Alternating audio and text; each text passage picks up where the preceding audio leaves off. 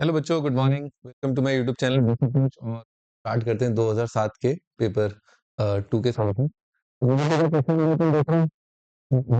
First question, और ये पहला सेक्शन है पेपर 2 का।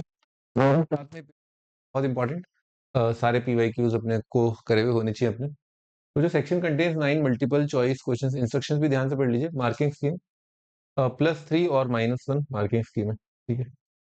तो पहला क्वेश्चन है बच्चों, अपने को दे रखा है कि ABCB unit vector such that A + B + C 0, which one of the following is correct. तो तीन वेक्टर हैं, तीनों का मैग्नीट्यूड बराबर दे रखा है और तीनों का सम 0 है।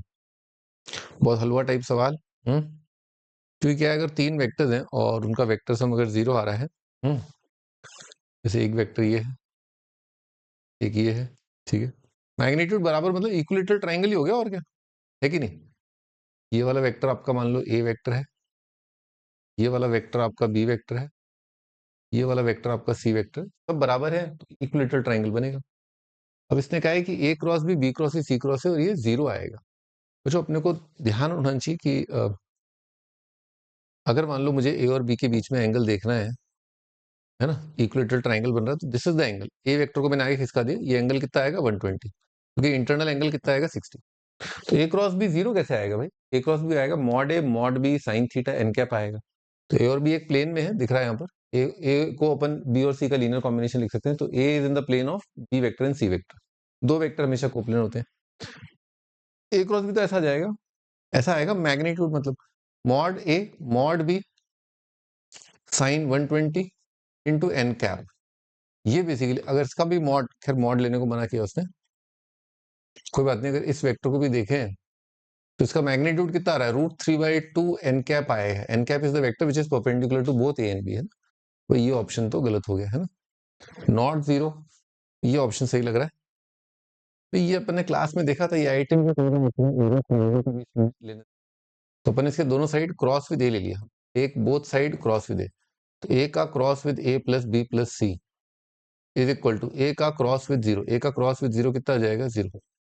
A क्रॉस A कितना आएगा, 0। ये कितना आएगा, A cross B।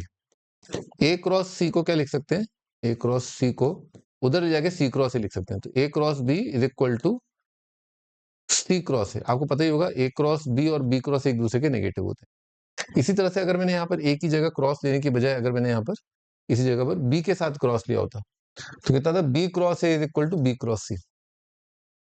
B cross A plus B cross C is equal to 0।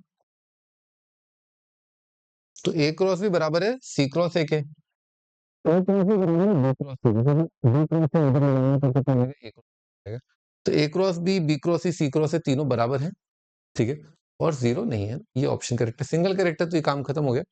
Mutually perpendicular तो नहीं आएगा, क्योंकि कोलिनियर आएंगे ना, क्योंकि तीनों एक प्लेन में, तो तीनों का क्रॉस जो है इस side, A cross B, B cross C cross A, ये सब इक्वल वेक्टर है भाई। इक्वल है तो म्यूचुअली परपेंडिकुलर कैसे हो सकते हैं? वेक्टर इक्वल मतलब सेम डायरेक्शन। और again A cross B cross C। अच्छा, यहाँ पर A क्रॉस C और यहाँ पर C क्रॉस C रखा है। खैर वो दोनों ही गलत है, क्योंकि नेगेटिव हो जाएगा, पर पॉजिटिव का नेगेटिव भी तो आपका 0 नहीं होगा ना। तो कोई वेक्टर 0 नहीं है, ठीक है। तो वेक्टर 0 आता कब है, क्रॉस वेक्टर कैसे 0 आएगा? एंगल 180 होता है तो, या 0 होता है ना, और बाकी तो नॉन जीरो वेक्टर है, तो पैरेलल तो नहीं है। ठीक है जी, बहुत ही इजी क्वेश्चन है ना। ये अपन क्लास में देखते हैं। एरिया ऑफ ट्राइंगल क्या होता है, ट्राइंगल का half of mod of A cross B है ना। कोई भी दो साइड वेक्टर्स के क्रॉस का मॉड का हाफ ट्राइंगल का एरिया दे देता है। बाय।